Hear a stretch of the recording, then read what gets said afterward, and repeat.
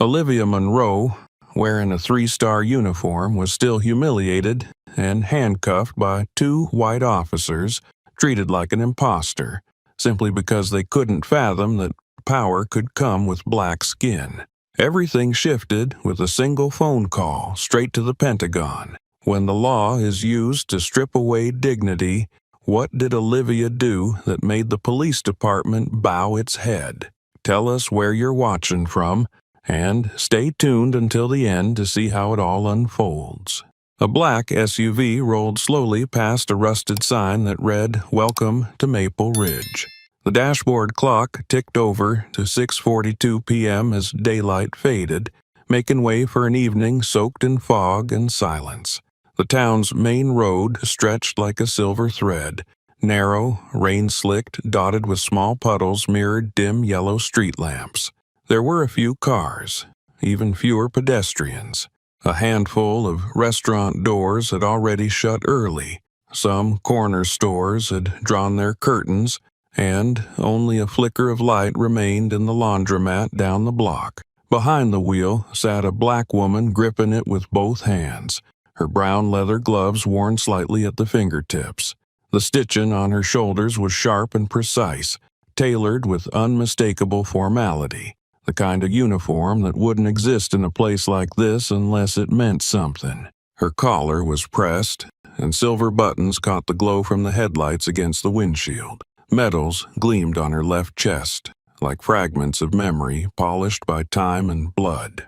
The SUV slowed as it crossed an empty intersection, then pulled to a stop across from a diner with a flickering neon sign. The woman cut the engine, but didn't get out. She leaned back slightly into the seat, eyes on the windshield, where condensation had begun to gather. She exhaled deeply, like her body was recalibrating after a 6-hour drive from the north. She was used to stopping in towns like this, quiet dots on the map between bases, in between pauses after dust-filled meetings and tense briefings.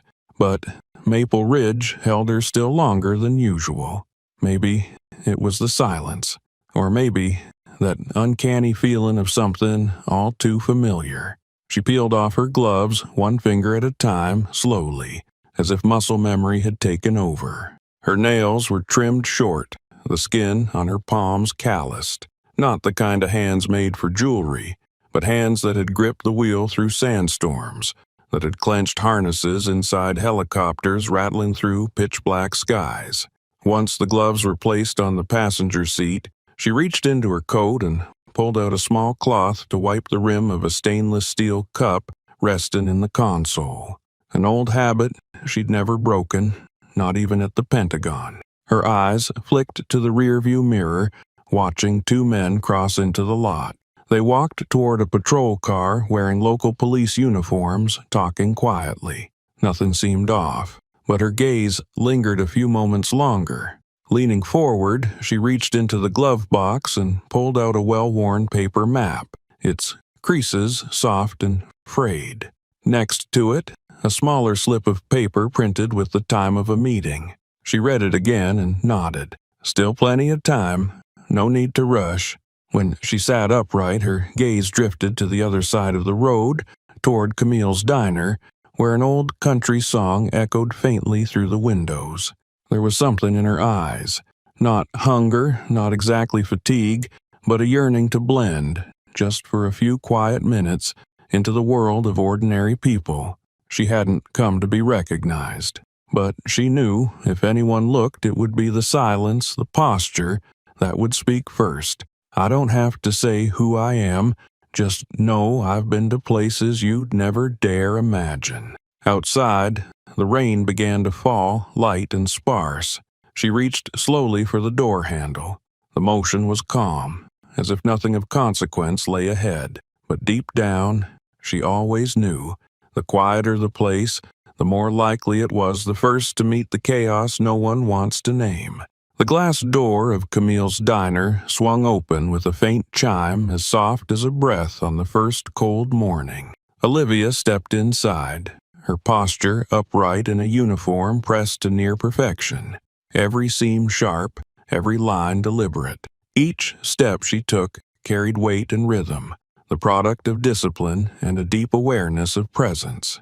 The room seemed to dip a beat, as if the air had struck something unexpected. A man sipping beer in the far left corner raised an eyebrow, glanced up, then returned to his phone.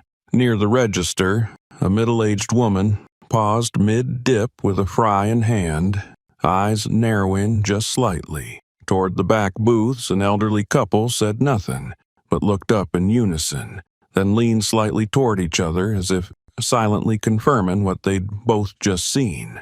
No one spoke, but the way every glance slid across the newcomer, like a blade shaving thin air, cold but not sharp enough to cut, left a dissonance, a sense that something unaligned had landed in what had seemed like settled space. Olivia held her stride as she walked toward a row of empty tables near the window.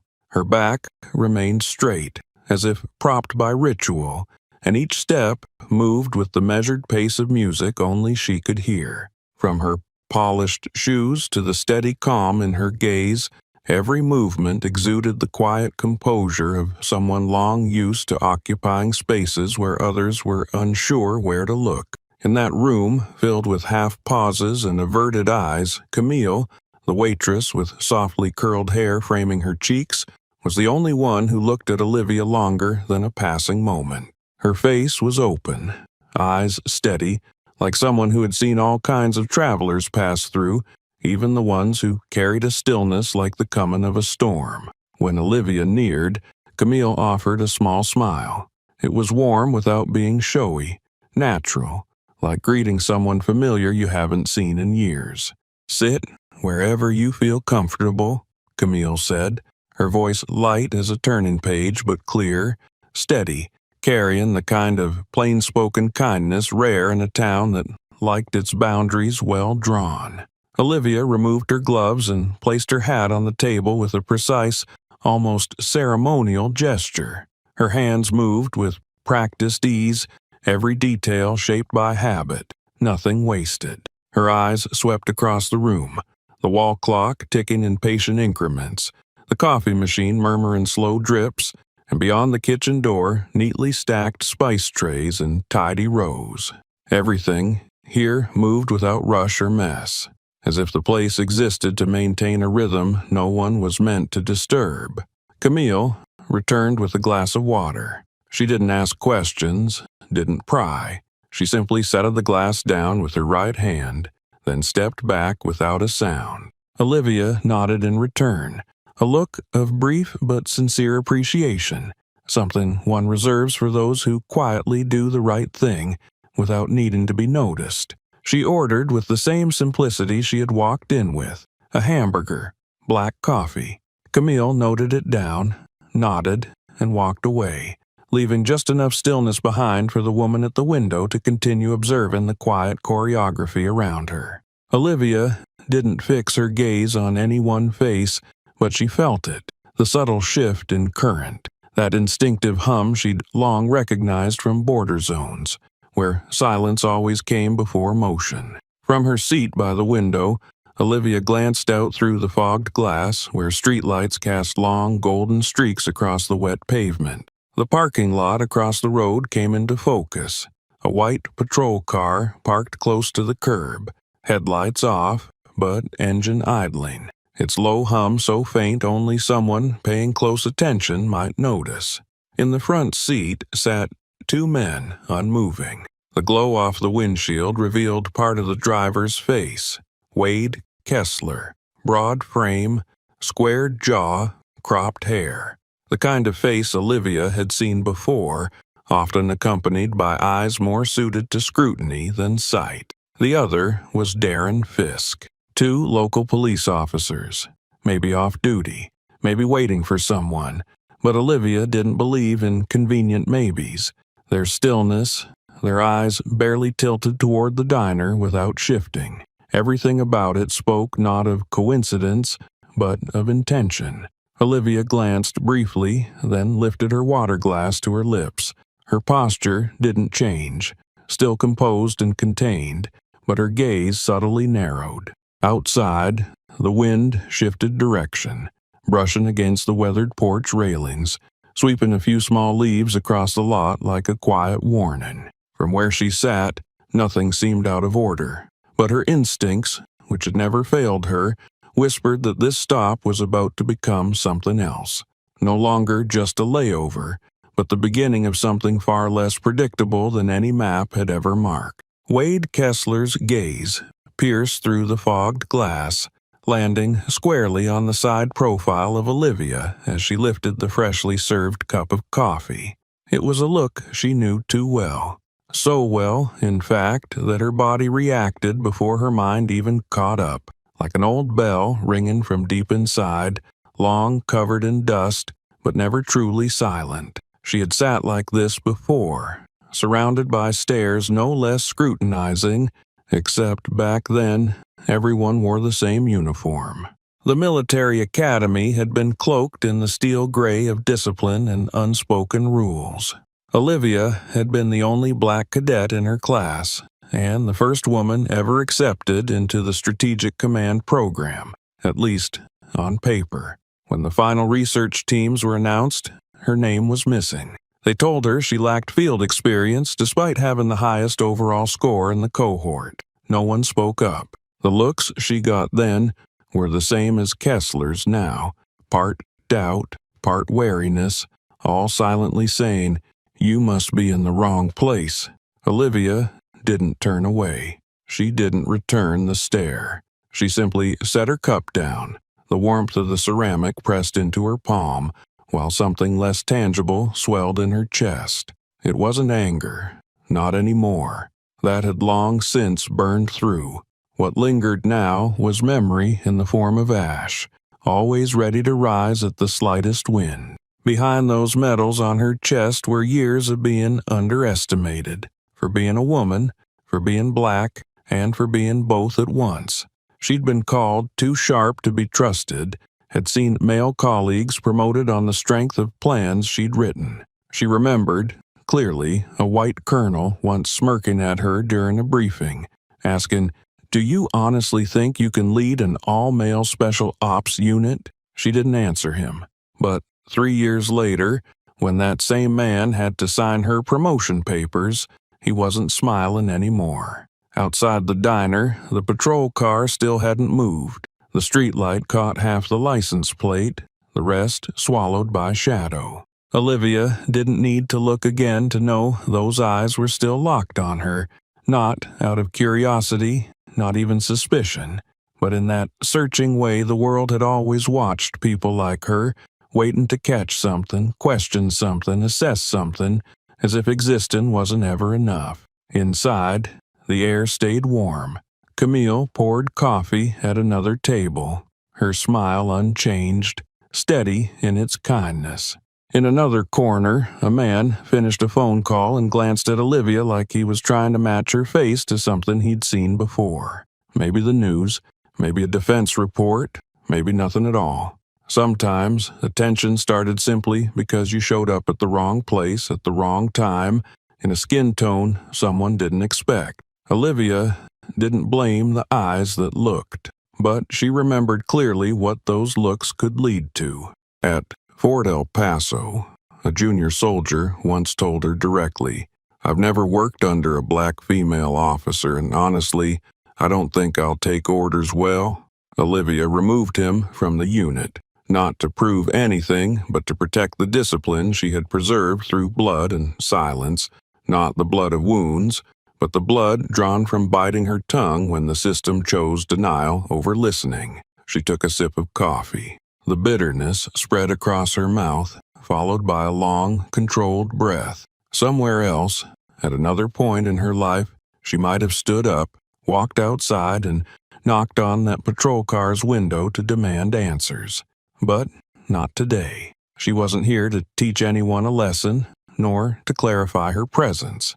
She simply wanted dinner, rest, and to move on. This trip didn't begin as a mission. It began as a choice to live as a normal human being. A right she believed she had paid too much to hold on to. The wind slipped through the diner's frame again, carrying the scent of damp asphalt and the fallen leaves of early autumn. Olivia set her cup down and glanced toward the window once more. Kessler was still there. His gaze shifted, but his presence was unchanged. Darren Fisk sat in the passenger seat, taking a sip from a soda can, smirking at something she couldn't hear, but could feel. Enough to know this story wasn't done yet. Olivia tilted her head slightly, as if recalibrating the space between memory and now. She wore no armor but the uniform on her back, and the resolve forged from walking into rooms no one wanted to enter. But that was enough. Someone who had lived at the edge of life and death didn't rattle easily under the weight of a dismissive stare. What drained her the most wasn't the threat itself. It was how this society made her prove again and again that she deserved peace. The wind from the parking lot swept into the narrow street, carrying a trace of cold like the night was whispering something no one was ready to hear. Olivia stepped out of Camille's diner with a simple but steady motion. The glass door closed behind her, the warm yellow light fading into the past, leaving in front of her a dim stretch where every step echoed gently against the damp asphalt. Her SUV was parked in the far corner, half tucked under the shade of a tree, directly in front of the Maple Ridge police cruiser. The distance between them wasn't more than 20 paces, but in the southern chill just settling in, it felt longer than it should. The street light from across the lot cast a slanted glow, dividing the pavement into two stark halves, light and dark. With each step Olivia took toward her vehicle, the weight of being watched from behind the windshield became more and more palpable. As her hand reached for her jacket pocket to retrieve her keys, a sharp command rang out behind her, tightening the air like a snapped string. "Stop! Don't touch the vehicle!" A flashlight flicked on. A cold, white beam shot into Olivia's eyes, making her blink, not just from the glare, but from the way it stirred a memory buried deep beneath years of dust and war zones. Still, Olivia didn't flinch. She turned slowly, hands at her sides, every movement deliberate, like someone long practiced in the art of being seen through a scope. Wade Kessler stood before her, broad shoulders and square jaw set into a face that was hard to read, somewhere between mockery and suspicion. His right hand held the flashlight. His left hovered near his holster, like he hadn't quite decided whether this was a situation for light or force. "Nice outfit," he said, dragging the words, his eyes flicking across the medals on her chest. "Those come with the jacket? Got 'em online? This cosplay's a bit much." The space between them solidified. Olivia didn't move, didn't frown, didn't back down. She simply raised her left hand, firm but not abrupt, the way someone does when they've spent years being mistaken for less than they are. Her voice was low, steady, and without a tremor. "I am Lieutenant General Olivia Monroe, United States Army." She paused, letting each word land where it needed to. "My ID is in the left pocket of this jacket." Kessler paused for a half-second, expression flickering from sneer to something like uncertainty, then settling into a tight-lipped smirk. Behind him, Darren Fisk strolled forward with his hands in his jacket pockets, his gait casual like a man leaving a theater. He glanced at Olivia, then at Kessler, raising an eyebrow. "A general, huh? Sounds heavy. Got a badge that says so?" Olivia nodded once, offering no further words. Her hand touched the edge of her pocket, pulling out a worn leather wallet softened by time. She opened it with 2 fingers, flipping to the inside where a military ID sat snug in its plastic frame. Photo, name, rank, serial. Clear, clean, unmistakable. Kessler stepped in just enough to get a look. His jaw twitched slightly, but his mouth stayed curled in a cold smile. Could be fake. That didn't make Olivia angry. She remained still, eyes locked on his, while something inside her exhaled, not in pain, but exhaustion. It wasn't about offense anymore. It was about fatigue from having to replay a battle that should have been long over. She had shown that ID too many times, repeated her name and rank too many times, just to earn the right to stand where she'd already bled to be. You don't have to like the image I present, but facts are facts, she said, her voice even and sharp as a whistle on a training field. And you just shined a light in the face of a senior officer in the United States Army without cause.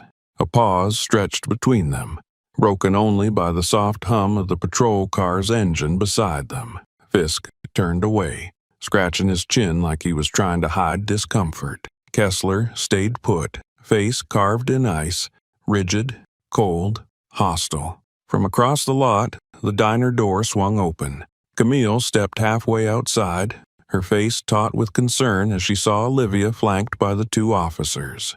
She moved forward a few steps, lips parted to speak, but Kessler snapped his head around, raising a hand to stop her. "Go back inside, ma'am.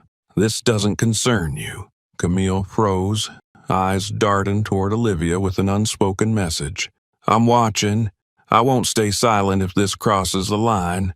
Olivia caught her gaze and gave a small nod. She turned back to Kessler. Her stance was unchanged. Her gaze was unwavering. The night in Maple Ridge had grown colder, but her chest remained warm, not from anger, but from resolve tempered over a lifetime. Someone who had survived spaces no one dared enter didn't retreat just because someone asked the wrong questions. What stung most wasn't the threat.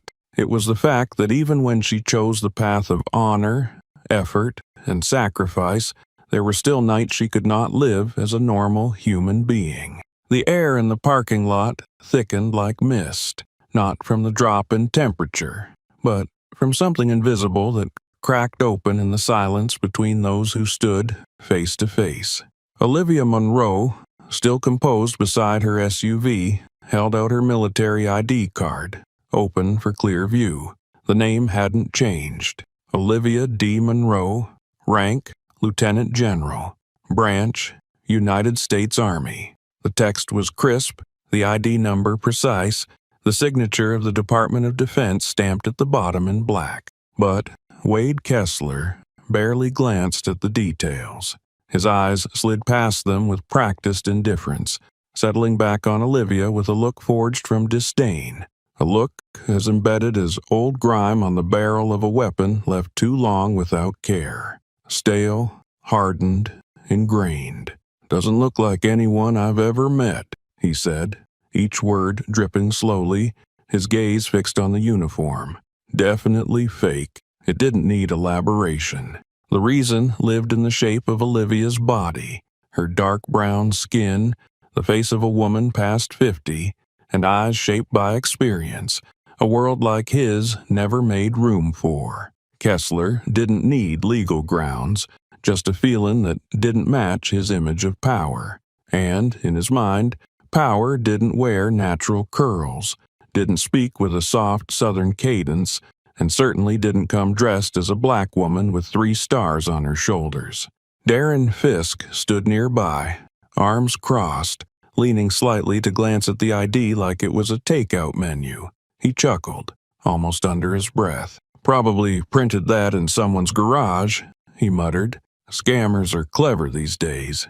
Olivia didn't pull her hand back. She didn't flinch or speak in the tones they likely expected. She remained still, her gaze level with a calm so unnerving it quieted the moment. Not because she had no emotion, but because her anger had long since been tempered into a silent weapon. She looked straight at Kessler. "You can verify through Fort Bragg," she said, her voice low, clear, and unwavering. "Or contact the Department of Defense directly. The internal number is in the file I just handed you." Kessler shook his head and stepped forward. The flashlight now pointed down, but his hand drifted toward his belt. His posture shifted into the stance of someone who thought of confrontation not as duty, but as sport, an approach not for a high-ranking officer, but for an escapee. "Nope," he said, mouth tightening. "If it looks fake, it's fake. And if you were a general, you wouldn't be out here declaring it like this." Fisk snorted from behind him. Olivia spoke again. using the same voice that had steadied congressional hearings in the Pentagon. "I am requesting that you stop this line of action and proceed with verification through proper protocol. If necessary, I will contact my commanding officer at Fort Bragg directly." But she didn't get a phone call. What came instead was the distinct snap of handcuffs being unlatched. "That's enough," Kessler said, his tone suddenly sharp and hollow. "You're impersonating a military officer and refusing to comply. We're authorized to detain you for questioning." Before Olivia could respond, her arms were pulled back. The wallet hit the wet pavement with a soft slap, landing face down in a puddle.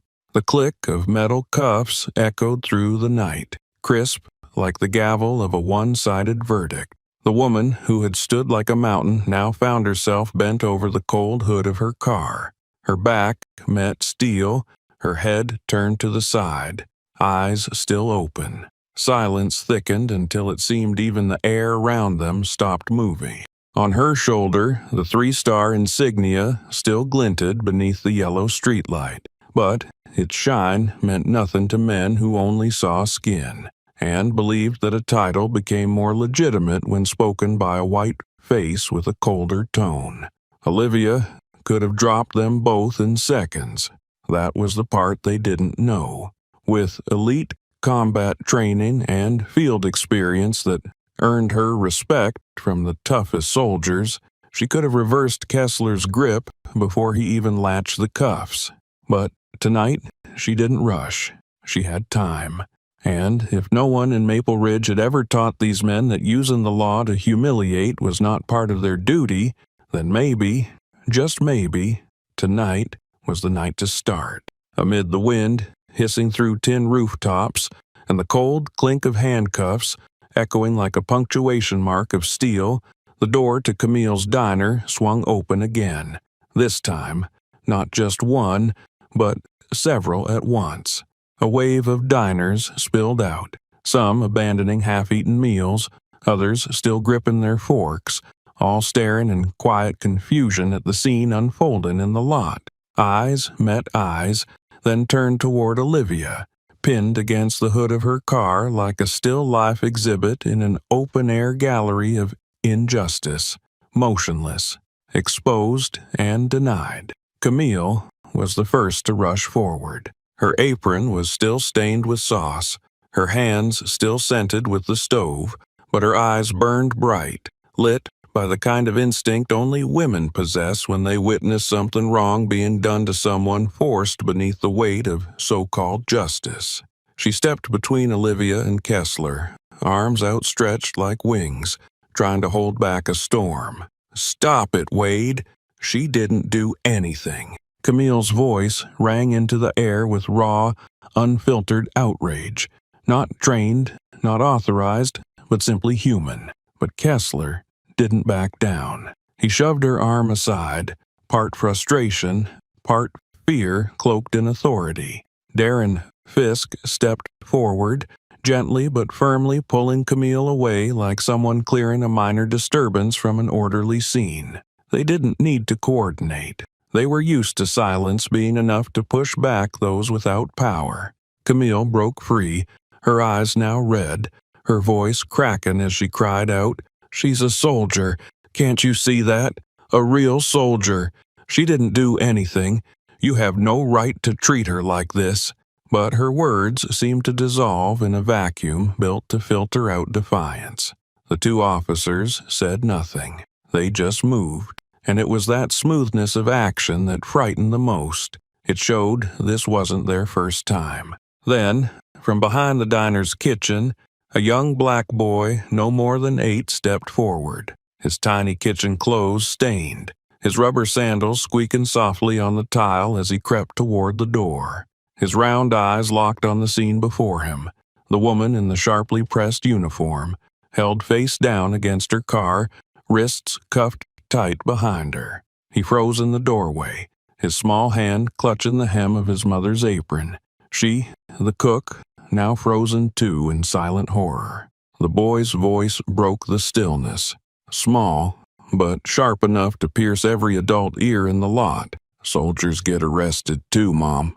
What about Dad? The woman behind him bowed her head. She couldn't answer, because her husband, the boy's father, was a soldier too, but a white one, and he'd never been pulled over at night, never had a flashlight shined in his face to prove he was real, never had to justify the badge on his chest. The boy's question hit the wet asphalt like a heavy stone, making the quiet suddenly feel tight, suffocating. No one spoke. The crowd that had come out to gawk shifted their eyes. Some looked down. Some pressed their lips. That question wasn't just for the mother. It was for everyone standing there, watching, but unsure where they truly stood. Olivia was still pinned to the car, but her eyes now turned. She looked directly at the boy. And for the first time that night, her gaze softened. Not the steel of a commander, but the warmth of someone who had trudged through mud to protect children too young to know the word war. She didn't speak, but her look held a quiet promise. You're not wrong, and I won't let this end like every other time. A breeze swept through the lot again. No one moved. Even Kessler and Fisk, for one fleeting moment, seemed to realize they were no longer standing in the safe zone of power, but stepping into a space where they were finally being seen for what they truly were. The heavy metal door closed behind Olivia with a sound as sharp as a blade dragged across cold steel. In front of her was a small holding room, dimly lit by a flickering yellow fluorescent bulb that seemed to drain color from everything it touched. A bare, concrete wall stood opposite, expressionless and cold. A scratch on the surface of the bolted-down table stretched outward like an old wound that had never fully closed. Olivia sat down, shoulders square, eyes forward, as if facing a room full of stern faces and a closed-door hearing in Washington. This wasn't a performance. It wasn't defiance. It was how she had lived for more than 30 years in uniform, upright, precise, ready. Red marks still ringed her wrists where the cuffs had been. The skin burned, but her gaze didn't flinch. Those who've seen war know. Some wounds don't bleed, but still ache deep. The cell stirred memories older than any battlefield. Olivia had once walked through a crossfire in Kandahar, heard bullets slice through the hot wind and smoke mixed with broken shouts. But in those dangerous places, she still felt her worth, because even if not everyone was with her, at least the enemy didn't wear the same flag. Here, in this room without guns, what struck her hardest was how disrespect could wear a badge and how humiliation didn't need to shout to leave you breathless. Years ago, as a colonel, she walked into an emergency meeting at the Pentagon to present delays in gear distribution to frontline troops. The ones most affected were, unsurprisingly, black soldiers. It wasn't a coincidence. It was inequity, neatly hidden beneath hundreds of sanitized spreadsheets. When she said it out loud, the room fell quiet. A pale-haired brigadier general with ice-blue eyes said flatly, "You need to remember your place, Monroe. We're giving you a seat. Don't push it." But she never pushed. She just held her ground. Leaving that meeting, she understood. Real change doesn't come from memos. It comes from people willing to sit, watch, and remember how the system betrays itself. Tonight was no different. Maple Ridge, small as it was a sliver of the same America she had sworn to protect.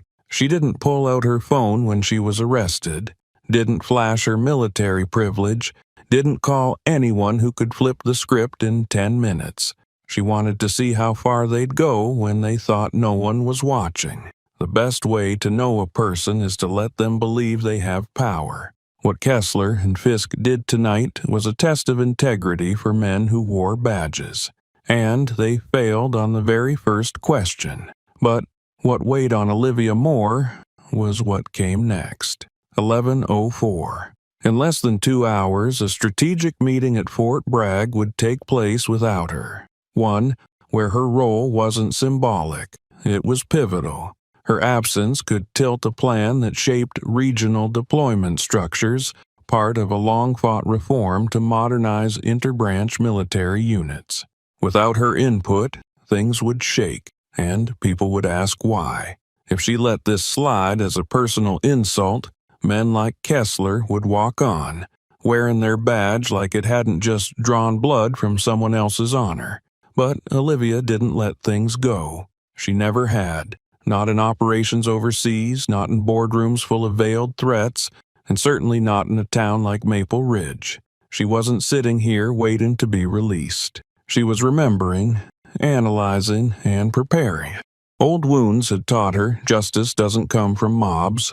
It comes from one person willing to stay seated, even when the world drags them through doubt. A faint sound echoed outside.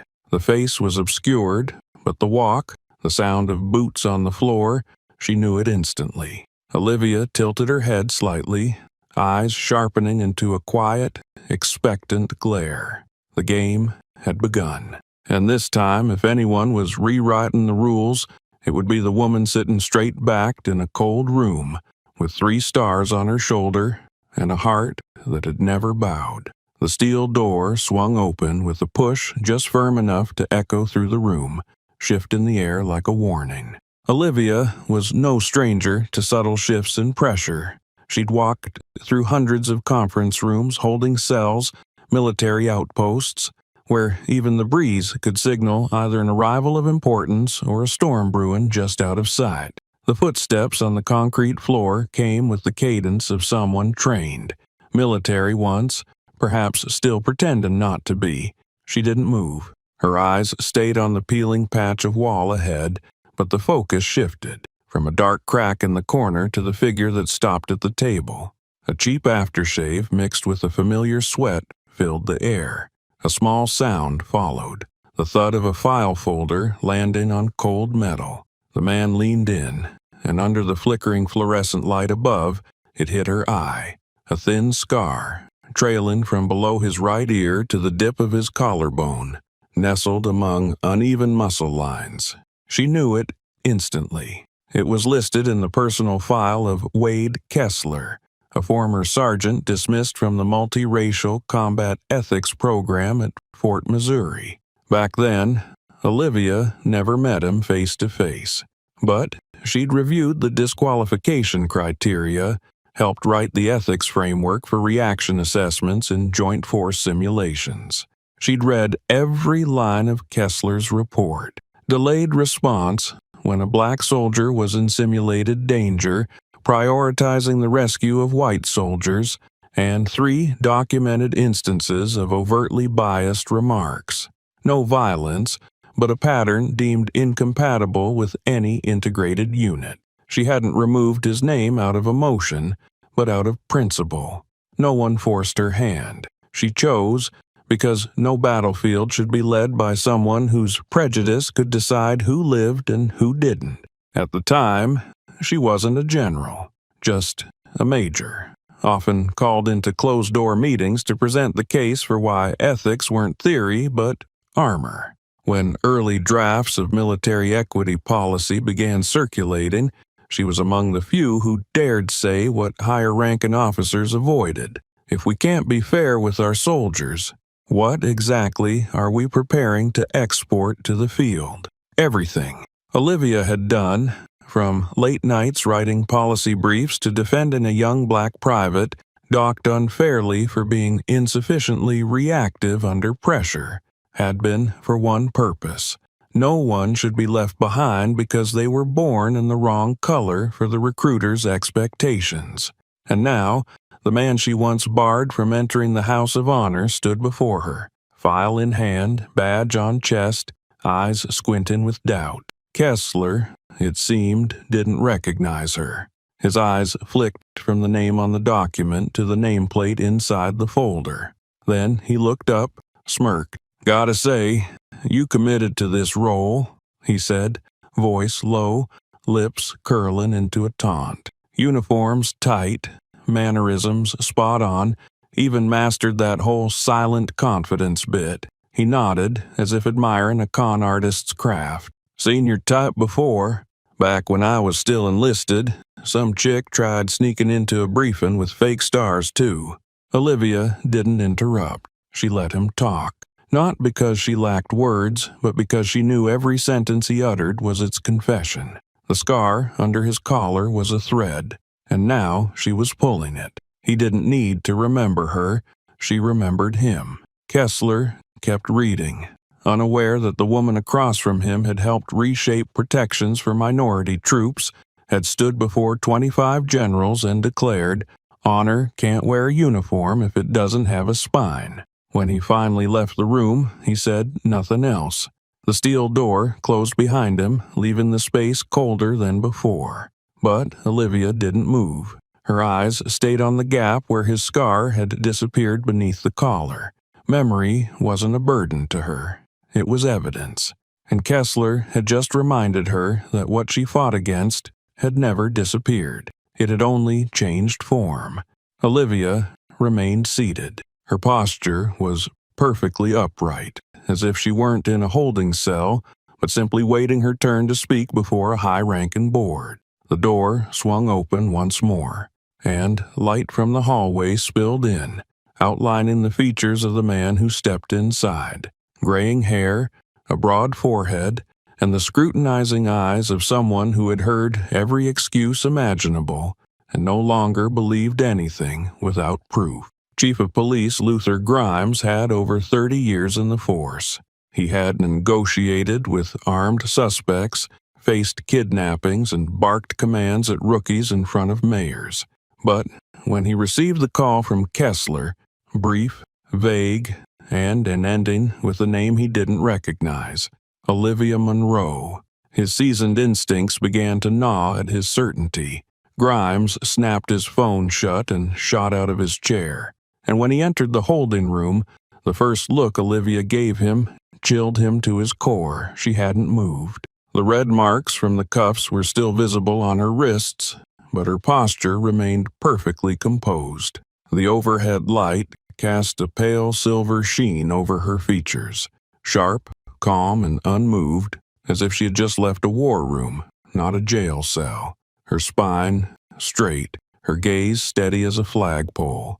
And that was exactly why the room felt like it was shrinking, second by second. Grimes had seen countless people in custody, some angry, some in tears, even hardened criminals who stared back with defiance. But never had he seen eyes like Olivia's, direct, deep, and burnished, like tempered steel. There was no plea, no threat, only presence, commanding enough to dismantle every assumption he'd built about who sat before him. Grimes squinted slightly, an involuntary gesture that betrayed his instinct. Something was off. The way Olivia held her chin, regulated her breath, and aimed her gaze precisely at his forehead. It felt as if she were reading his file, not the other way around. He reached for the file Kessler had left. Name, date of birth, occupational data, stiff lines of type. But now, every character on the page blurred under the weight of the woman seated across from him. He knew what had to be done, and that it needed to be done now. "Your name?" he asked, but the authority in his voice, once enough to silence rookies, was notably absent. Olivia didn't answer. She knew he already knew. Instead, she pulled a small phone from her pocket. The screen lit up with a single name. Langston, Pentagon. Grimes's hand trembled as he took the device. His stomach tightened. Langston, Deputy Secretary of Defense Valerie Langston, the woman who once made the entire Pentagon pause mid-briefing, whose word could launch jets within 12 minutes, whose voice, once live, was never interrupted by news anchors, not even on CNN. One ring, two. On the third, her voice cut through like a broadcast from a base-wide speaker system. Langston speaking. Grimes drew in a breath. His voice emerged from his throat like it had to climb out of a deep cave. "Deputy Secretary, this is Luther Grimes, Chief of Police, Maple Ridge. We are holding someone named Olivia Monroe." According to the paperwork, Langston cut him off, her tone cooling to a razor's edge. "Who is holding Lieutenant General Olivia Monroe?"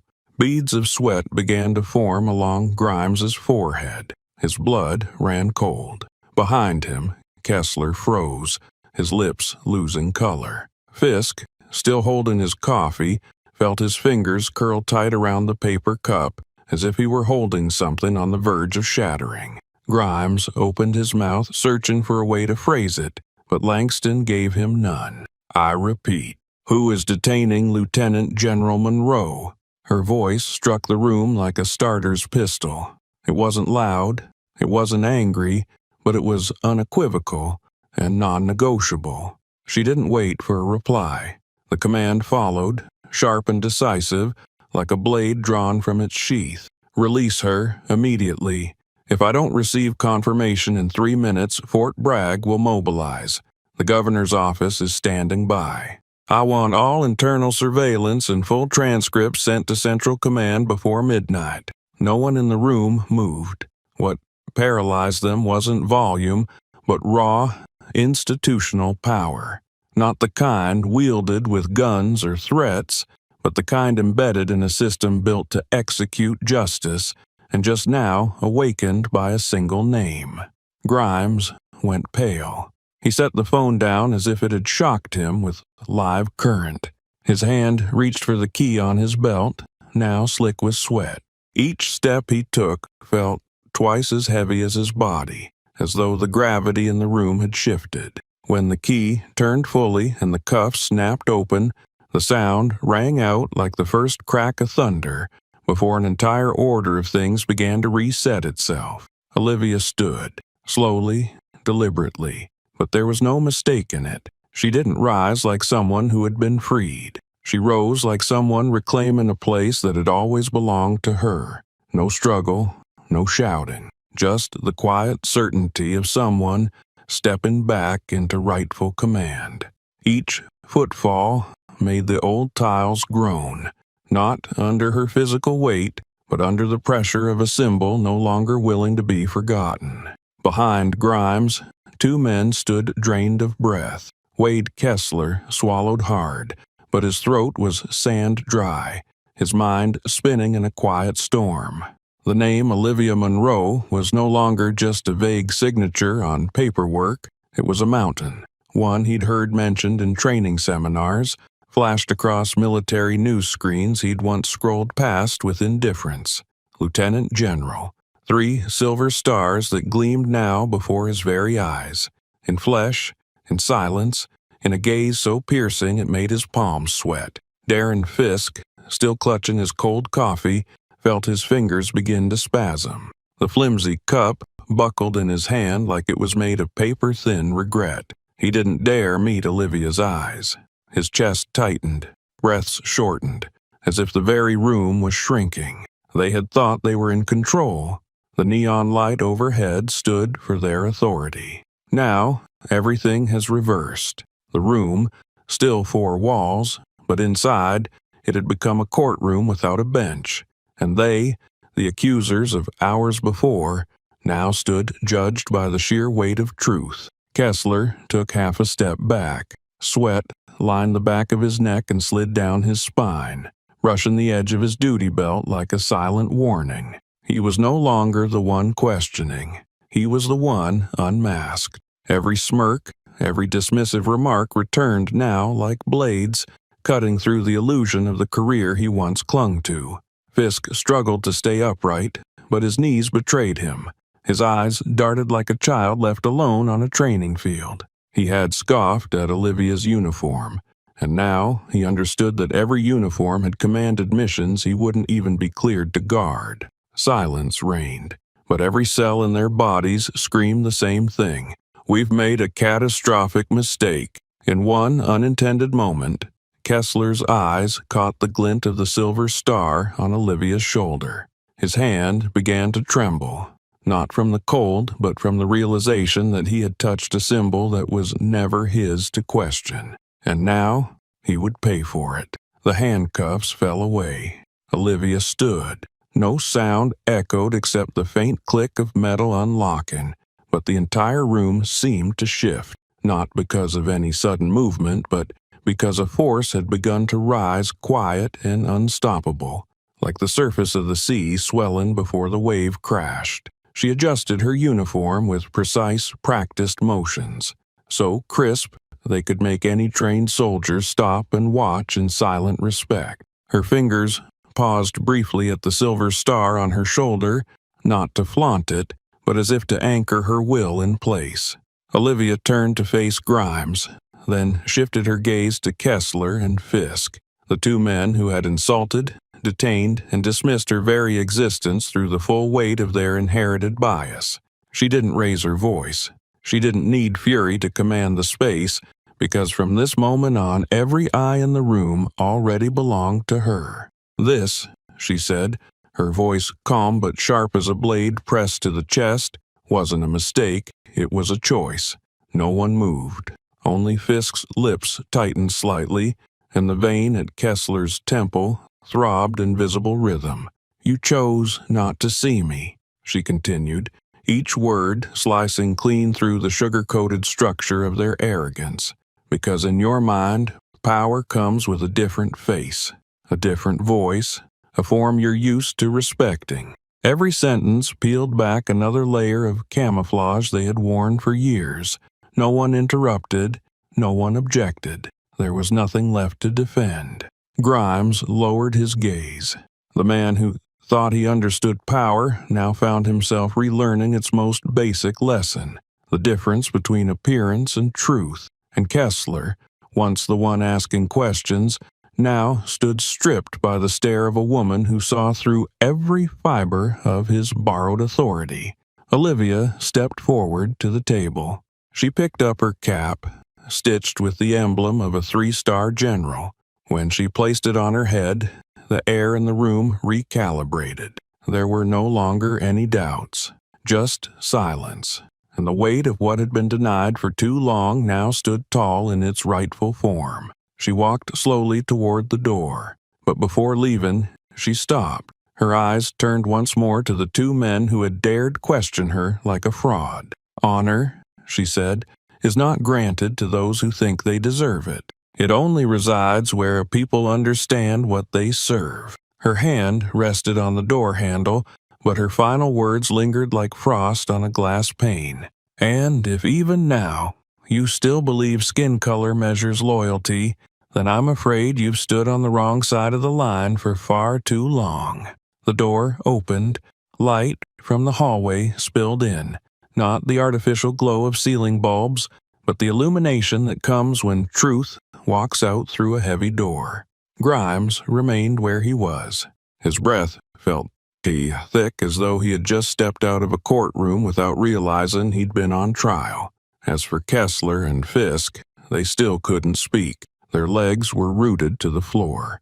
The usual reflexes, denial, deflection, command, were crushed beneath the gravity of Olivia's presence. The small town of Maple Ridge made no noise loud enough to break the silence that followed her departure. But everyone who had stood in that room knew an era had ended, and something had just begun, with a confrontation no one would ever forget. Olivia walked out of the Maple Ridge police station as morning mist still lingered in the air. She didn't look back. No one opened the door for her. No escort. As the automatic doors closed behind her, they didn't just seal the end of a confrontation. They marked the beginning of a new chapter for the town, and perhaps for the nation. The military vehicle that arrived to pick her up pulled away quietly toward the base. Just hours later, Olivia Monroe was at Fort Bragg, right on schedule. She entered the meeting room with her strategic analysis in hand, delivering clear assessments of potential conflict zones, logistics projections, and recommendations for hybrid force positioning. No one in the room would have guessed that the woman standing before them had spent the night in handcuffs. Meanwhile, back in Maple Ridge, a town where greetings are exchanged over diner counters and nods across sidewalks, a video began to circulate. Camille, owner of Camille's Diner, had recorded a brief clip of Olivia being pinned against her car by Kessler. Her hands trembled with anger, but the phone stayed steady, capturing the moment the cuffs clamped around the wrists of a woman she hadn't known by name, but knew instinctively did not deserve what was happening to her. No one at the diner that night had spoken, except Camille, and the silence of the others, when placed beside her solitary courage, made the video unforgettable. The next morning, the clip surfaced first on a personal account, then on a military forum. Then, a journalist tagged human rights organizations. Within 6 hours, it trended on Twitter. By afternoon, CNN, MSNBC, and CBS ran the headline. Even Fox News, initially silent, eventually aired it on their 11 p.m. Report: Army Lieutenant General Olivia Munro wrongfully detained in Maple Ridge. Social media erupted. The Pentagon released its first tweet at 7:06 p.m.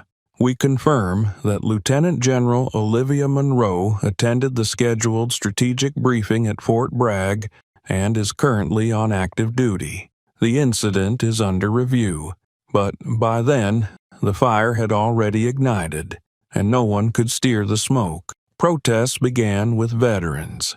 They held up photos of Olivia in uniform, bearing captions that read, "She served the country. Who serves her?" Then came veteran associations, military academies, black communities, families who had lost children to war. They didn't march to riot. They marched for an answer. Why must a general prove her existence just because of the color of her skin? From Maple Ridge to Washington, D.C., local newspapers spoke up one by one. Posters hung outside police stations read, "Invisible doesn't mean non-existent." Radio stations replayed excerpts of Deputy Secretary Langston's voice, resolute, resounding, like the sound of a nation waking from its illusion of equality. In Maple Ridge, pressure pressed against every brick of the police station. Reporters camped at the gate. State representatives issued hearing requests. An independent committee was formed to review internal complaints. And with every passing hour, the news cycle buried Kessler and Fisk deeper in a spotlight they'd never been trained to withstand, the glare of truth. Beneath all the viral headlines and protest slogans, America began looking in the mirror, and what stared back wasn't just the face of Olivia Munro, but the faces of hundreds, thousands who had once been stopped, once been cuffed, once been doubted, because they didn't fit the image of authority. If a system isn't fixed from within, it collapses from without. That's what people like Olivia had warned for years, not in theory, but in action. But only when a 3-star general was treated like an imposter in the dark did America pause long enough to reflect. Back at Camille's, the young diner owner continued to serve coffee, but every customer that came in looked at her differently. They knew she had been the only one to stand. And she now knew, too, she wasn't just pouring coffee anymore. She was a living witness standing between two worlds, silence and action. Not long after the wave of outrage swept across media platforms and city streets, Olivia began receiving calls from some of the most prestigious law firms in D.C. Some offered to file lawsuits against Maple Ridge for unlawful detention, defamation, and systemic abuse of power. Hundreds of pages of legal briefs were prepared in just days. They spoke of legal victories. They spoke of restoring their reputation. And they looked her in the eye, saying, "You could bring that entire town to its knees." But Olivia only listened in silence. She knew they were right. But she also understood that sometimes victory doesn't happen in courtrooms. It happens when the hearts of people begin to shift. In the quiet of a briefing room at Fort Bragg, sunlight cut through the shutters and fell across the polished wood table. In front of Olivia was not a legal file, but a document titled in bold, Mirror, Protocol, Military Integrated Reform for Racial Response and Operations. It wasn't something she wrote after the Maple Ridge incident. It began years earlier, when she was still a colonel leading personnel strategy reforms at the Pentagon. Mirror was born from long conversations with young black soldiers, those who quietly questioned whether the military truly saw them as comrades or just tactical tools. The proposal outlined a comprehensive framework for retraining local law enforcement based on military standards for racial response, crisis engagement, and community dialogue. It didn't just provide a curriculum, it carried a philosophy that those who carry weapons and symbols of justice must be trained in the discipline of humanity, not just institutional power. She signed the proposal that morning in silence. Her signature, firm, tilted right, was a reminder that ethics are not just a virtue, they are a mandate. Instead of putting lawyers on TV, Olivia sent the mirror protocol to the governor's office, along with a short handwritten note. She didn't mention personal pain. She only asked, "How many errors have we left uncorrected because we thought they were minor? And when will we finally look into the mirror, true to this proposal's name, and see the cracks stretching across generations?" 3 days later, the governor's official reply was released publicly to the press. In it, the state leader committed to convening a special summit with mayors, police chiefs, and personnel directors across the state to pilot the Mirror Initiative. A note of gratitude to Lieutenant General Monroe was printed in bold italics. Soon after, Camille, the woman who recorded the defining video, received an invitation from the State Human Rights Commission. She stood in the Grand Hall in Raleigh, where, for the first time, the voice of a small-town diner owner echoed among high-ranking officials.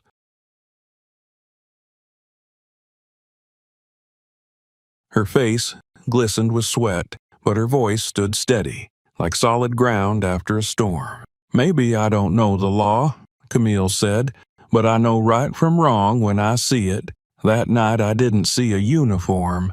I saw a person being treated unjustly, and the whole room was silent. I don't want the kids in my town growing up with that kind of silence anymore." The audience rose in applause. Some wept as she spoke Olivia's name, as she described the woman's gaze, not angry, not loud, but carrying a weight that should have been shared by everyone. Camille had never given a public speech, but that day she did what hundreds of official reports could not. She made people feel what it meant to witness and to choose.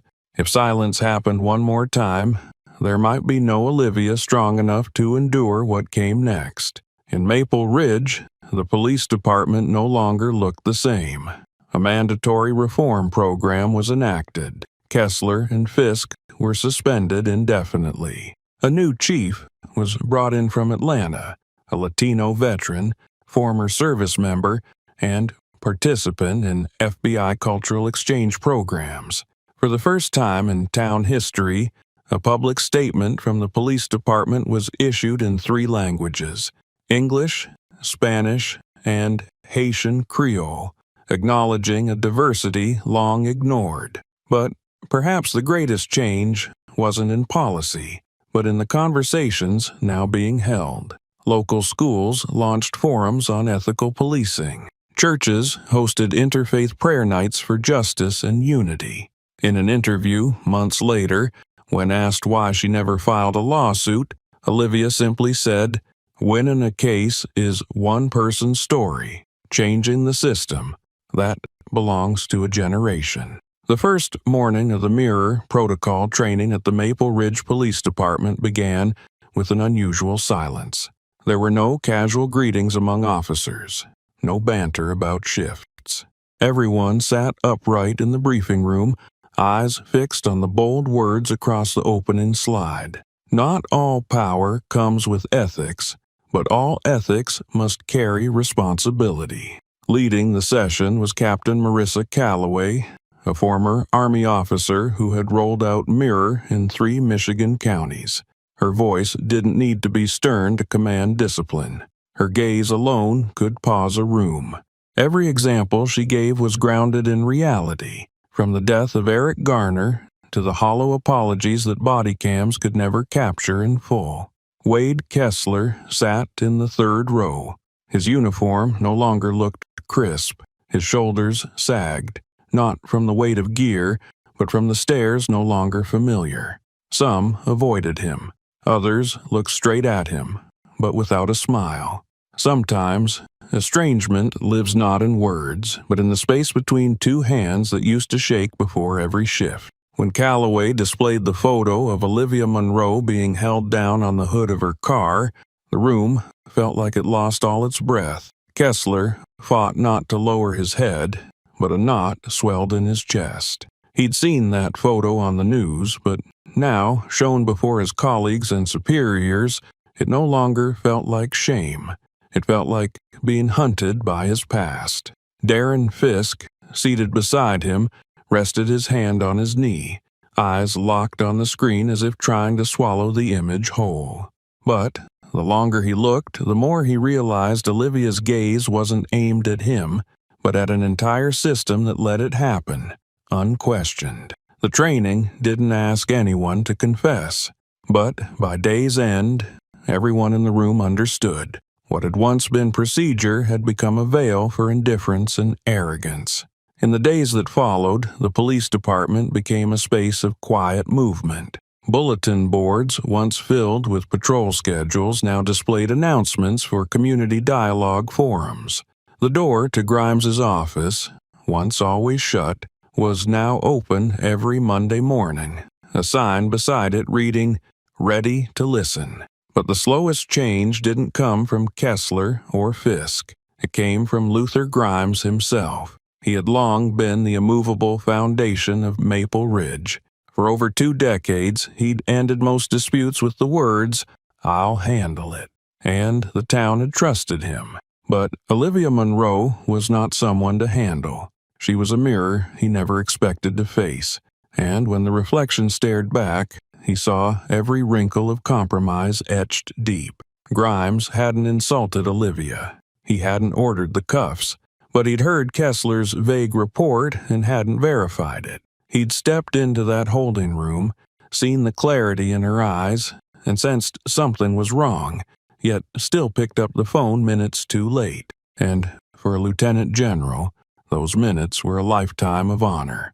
When Grimes stood before the city council to present the department's reform plan, he stated in his first report, "I wasn't the one who acted wrongly, but I didn't stop it. And in the responsibility of leadership, that's inexcusable."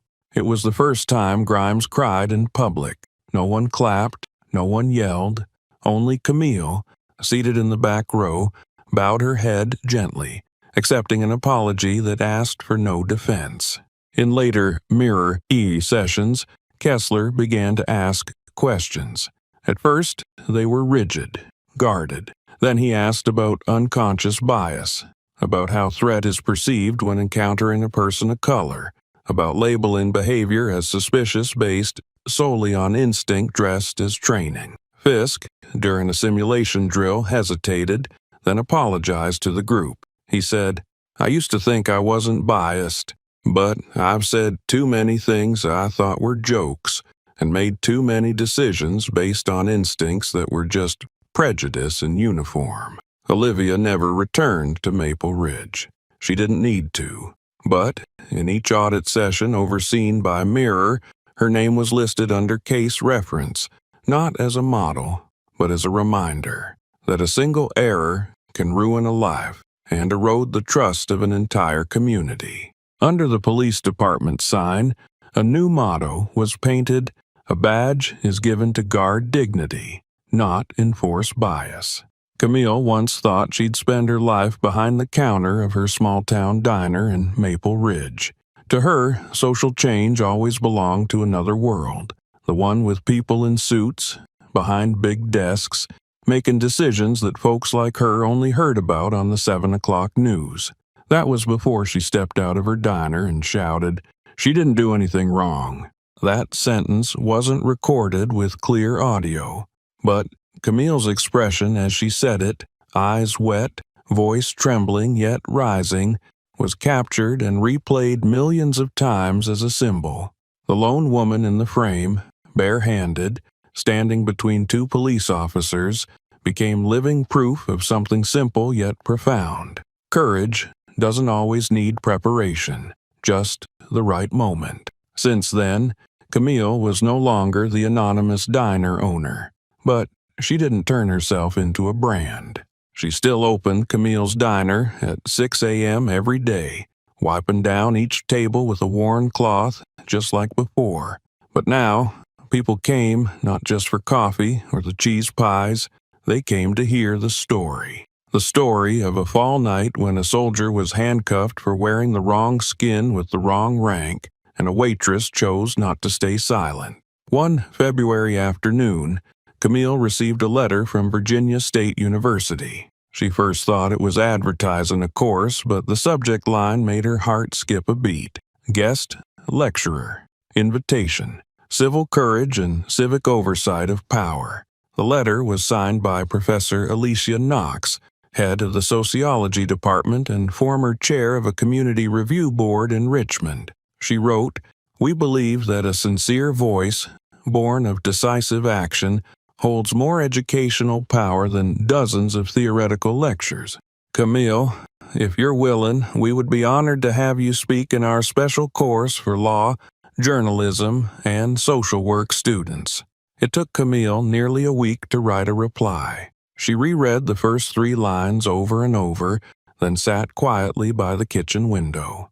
Outside, snow fell gently, covering the steps where Olivia had once entered her diner, walking in like any other customer, though Camille still couldn't believe she had served her. Camille's first lecture didn't feel like a lecture at all. She used no slides. She cited no statistics. She stood in front of the class wearing her apron embroidered with Camille's Diner, Eston 1997, and opened with one question. Has anyone here ever thought that if you just stay quiet, the bad thing will go away? The classroom fell silent. Camille spoke about that night, about Olivia's eyes, about the little boy who asked, "Will they arrest my dad too, Mom?"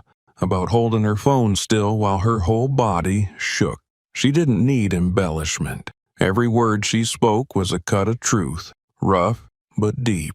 A journalism student asked, "Weren't you scared?" Camille nodded. "I was scared of many things, but I was most afraid that one day my kid would grow up, see that video, and ask me, 'You were there. What did you do?'" That answer led Professor Knox to rewrite the course syllabus.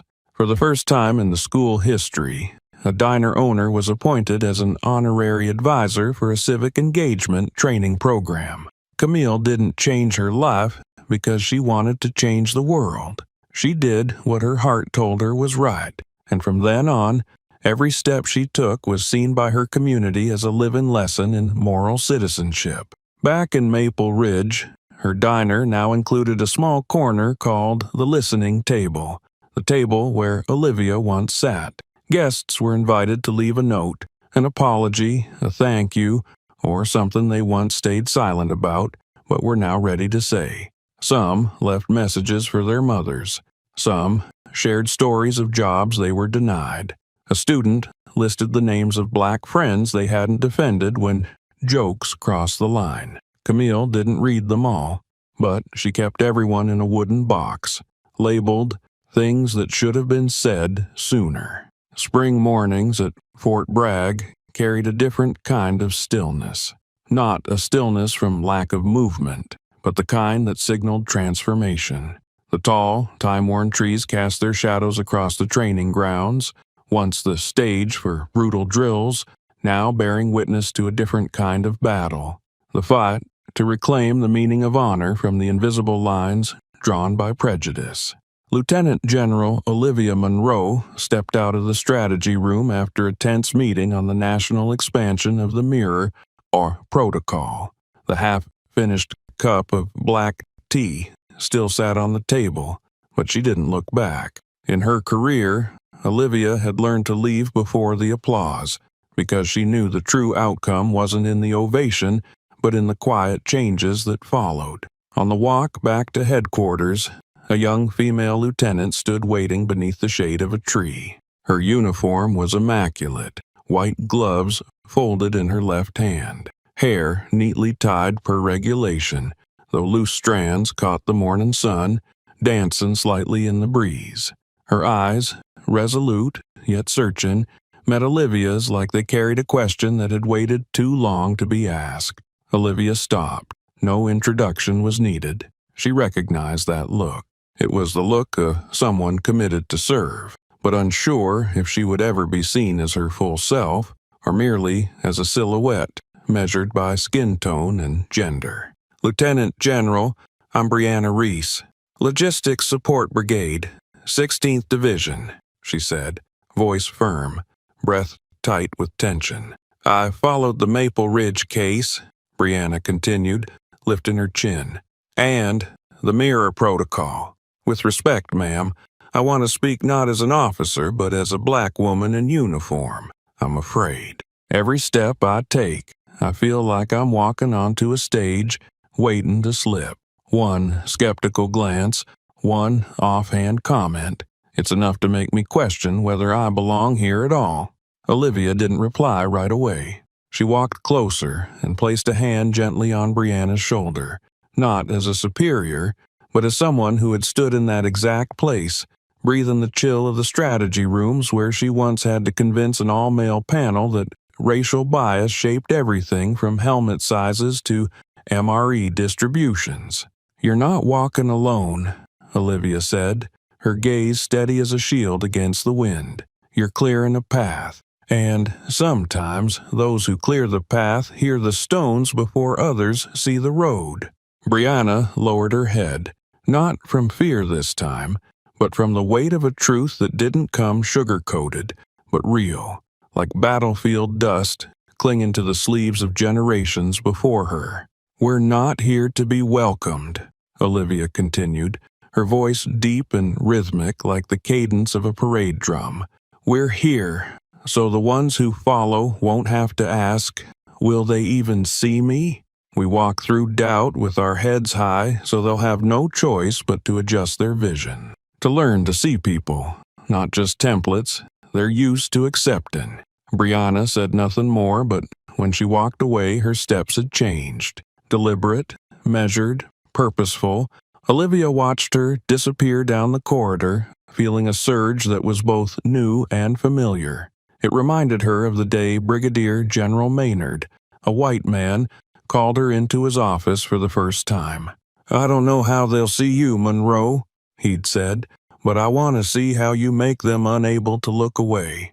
That moment, being recognized not for her skin, but for her will, was something Olivia hoped every black woman in uniform would get to experience. That same day, Olivia received an invitation from the governor of North Carolina, a private meeting in Charlotte to discuss scaling the mirror protocol statewide.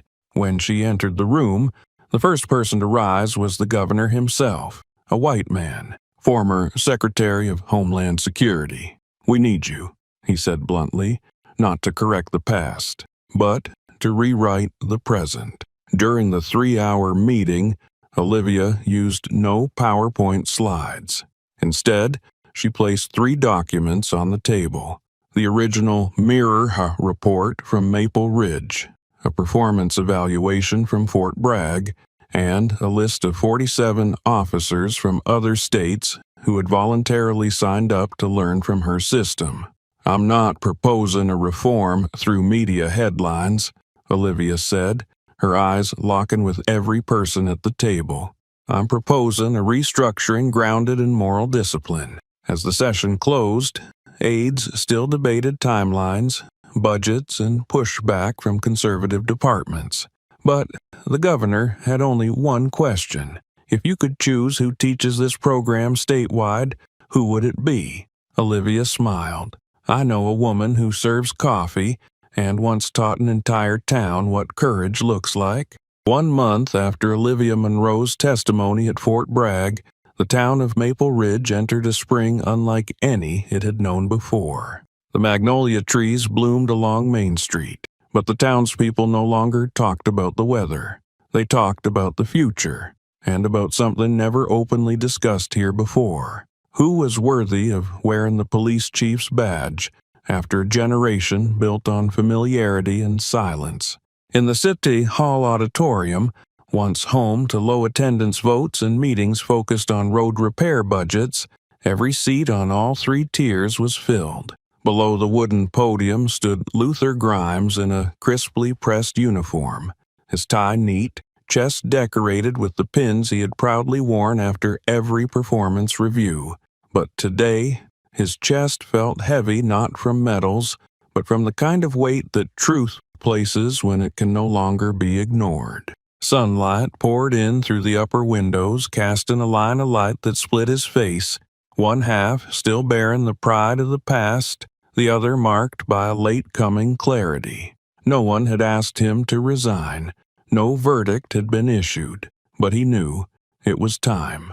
"Ladies and gentlemen," he began, his voice no longer the sharp bark of his early years in command. "I once believed that silence in the face of a small mistake was necessary to protect the bigger order. I believed a phone call of apology was enough to undo a misapplied pair of handcuffs.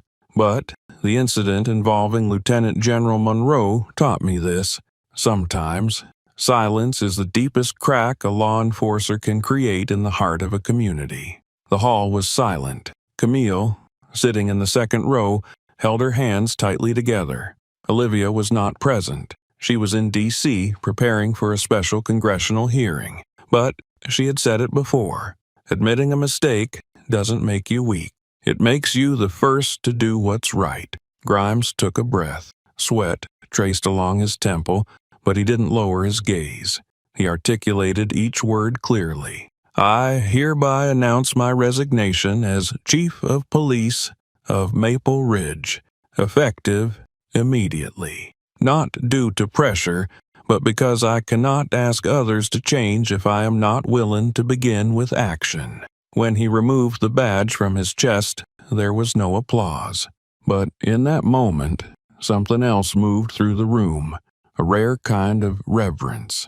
A man of the old guard had chosen to place trust in the right successor, instead of clinging to power as a shield against fault. His successor was introduced during the press conference that followed. No fancy banners, no red carpets, just a woman, small in frame, firm in gaze, stepping up to the podium in a uniform buttoned up, as precise as the past she had survived. "I'm Elena Morales, from Philadelphia, where I was once denied entry to the police academy because my mother didn't speak English. Years later, I returned to lead internal training and draft anti-discrimination policies for the Eastern region." Her voice was low, paced, and deliberate, but every word pulsed with an undercurrent. No shouting was needed, just the weight of conviction. This woman had not come to clean up the past. She had come to rewrite the future. Morales didn't make grand promises. She read only 3 directives. First, every officer in the department will undergo retraining under the Mirror Protocol within 90 days. Second, a community oversight council will be established, including representatives from religious organizations, schools, local businesses, and veterans, with full authority to propose and review. Third, from today forward, all arrest reports will be published through an open data portal, including full details on reasoning, timing, and the responsible officer. Those who had once grumbled that this town doesn't need change sat speechless. For the first time, someone had spoken clearly that change would not wait for their consent, but begin exactly where they stood. After the meeting, Morales quietly walked through the police station. She paused before Grimes's old desk. No words were exchanged, but her eyes reflected a deep understanding. Power, without accountability, is the fastest to rot in any system. A week later, Morales sent a formal invitation to Olivia Monroe to return to Maple Ridge, not to speak, but to witness the first training session of the Mirror Protocol, now led by a successor who truly understood the meaning of the word serve. In her letter, Morales wrote, "We will not change through apologies. We will change by making sure the same mistake never happens again." No one ever imagined that the town of Maple Ridge would end up in textbooks, a place once defined by the word quiet, and sometimes too quiet, was now permanently marked on the map of national conversations. At the high school, perched on the southern hill, nestled among whispering pine trees, Ms. Amelia Grant's social history class began with an image that had never before appeared in her lesson plans. On the projection screen stood a woman in formal military dress, 3 silver stars on her shoulders, eyes sharp as steel and still as a lake. Ms. Grant walked to the lectern, remote in hand, her gaze landing on each student before she began. "This is Lieutenant General Olivia Monroe." She was handcuffed in the middle of a small town simply for standing too tall, with skin that didn't match the assumptions of some. The classroom fell silent. In the second row, a boy named Malik, whose face had once quietly peeked from behind the kitchen door at Camille's diner the night it all happened, sat straighter than usual. His eyes stayed fixed on the screen. The image of Olivia, pinned against the hood of her car, under the yellow glow of a parking lot lamp, her composed expression, it had etched itself into his memory like a slow-burning scar. And now, those memories flared anew, this time framed with purpose. Ms. Grant didn't speak at length. Every sentence came measured, like someone who had asked herself 100 times, "If I had been there, what would I have done?" The woman in this picture didn't chant slogans. She didn't come to be a hero, but her unshakable resolve forced an entire system to pause and look at itself. When the lesson ended, students filed out one by one. Few spoke, but their eyes looked different than when they'd entered. Malik stayed behind. He approached the teacher's desk and placed a small folded piece of paper with carefully written lines as if he had rewritten it many times. "I want to be a soldier, not to arrest anyone, but to stand where someone needs to stand." Miss Grant smiled and gently touched his shoulder. Down the sunlit hallway, his footsteps echoed with a steady rhythm, like a silent oath. Not long after, Olivia Monroe's story was officially integrated into a new high school course titled Civic Ethics, rolled out in Cumberland County. It wasn't taught through dry theories or test questions, but through prompts that struck closer to home. What makes you realize you're witnessing injustice? Or, when standing between silence and action, what do you choose? During an extracurricular visit, students were brought to the Maple Ridge Police Department, where Chief Morales welcomed them herself. She didn't lecture. Instead, she posed 2 simple questions for the students to discuss in small groups. The first, what do you think police officers need to be trusted? The second, what do citizens need in order not to fear? Malik raised his hand first. His voice was clear, eyes fixed on the officers behind her. People need to know that someone in uniform can be held accountable if they're wrong. And police, they need to learn to see others the way they'd look at their own family. Morales nodded. A young officer beside her scribbled something into a notebook. Maybe it wasn't a new idea, but it was a phrasing they'd never heard from a 13-year-old before. Back at Camille's diner, Camille preserved seat number 7, the spot where Olivia once sat, as a quiet tribute. She didn't decorate it with flowers or mount a brass plaque. Instead, she pinned to the wall a handwritten note from a student. She didn't shout, but everyone heard her. Beneath it, Camille chalked her line, "We didn't forget, because we finally started to see." On her desk at the Pentagon, Olivia Monroe laid down a freshly printed report. Its title, bold and unflinching, Mirror. Protocol Pilot Review. Personnel Impact and Trust Metrics in Federal Enforcement Deployment. The final page bore no signature yet, but her name stood firm at the top of the Policy Advisor section. Beneath it, the seal of Congress marked the moment America officially began redefining justice, not from the perch of authority, but from the ground where those crushed beneath its boots had stood. In her sunlit Washington office, Olivia still made her black tea. No assistant, no machine. She waited for the water to boil, as if training her patience for every decision she was still tasked to make.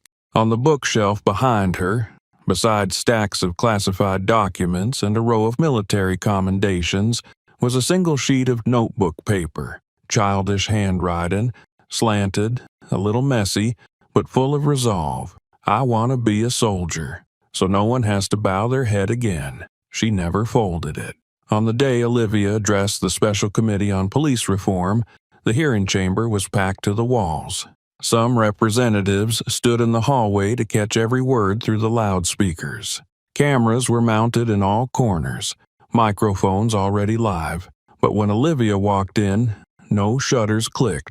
They didn't come for the image. They came for the voice.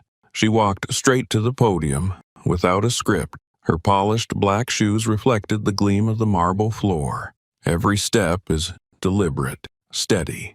America already knew that walk, the gait of a general who had stepped across minefields, strategic command rooms, and hearings layered with bias, and never lost her direction. When the microphone lit green, Olivia scanned the room, nodded once, and began.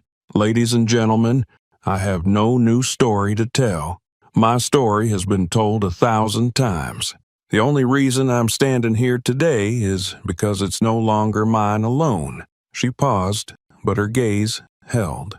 It's the story of the man pulled over because the tint on his window was too dark, of the brown-skinned child who pulls out his earbuds when walking past patrols, the mother who can never let her son leave the house without saying twice, "Be polite, speak softly, keep your hands high." No one took notes.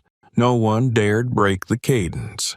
We live in a country where skin tone is still interpreted as a risk map, and for that reason, I'm not here to ask for sympathy. I'm here to demand action. Pens went still, because a strong country is not one where its people fear the police.